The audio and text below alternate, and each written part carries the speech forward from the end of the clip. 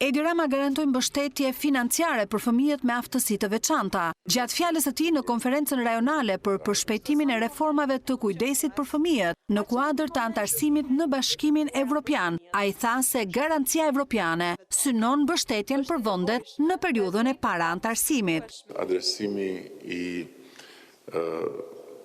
situatës së 16.000 fëmijëve me aftësi të veçanta, të cilët janë përfitues të skemave të reja të mbështetjes, meritojnë një rritje të mbështetjes nga ana jonë.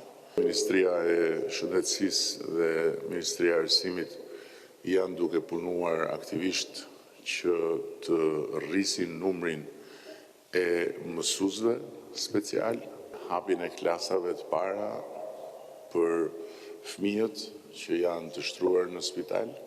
Ndërkaq, ministra e Shëndetësisë Albana Koçiu shpreh se fondi për mbështetjen sociale është dyfishuar nga 130 në 260 milion në këto vite, por nevojitet rritja e angazhimit të shkollave duke rritur numrin e mësuesve special. Buroja jonë sociale do të vazhdojë të shtrihet dhe me 40 shërbime të tjera të domosdoshme në rajon. Çeku i bebes, një politikë të cilën e kemi nisur qysh herët. Ajo që synojmë është që ta ridimensionojmë këtë politikë për ta bërë një mbështetje të përhershme për gjatë 18 viteve të para të jetës për çdo fëmijë, pavarësisht statusit social-ekonomik të tij.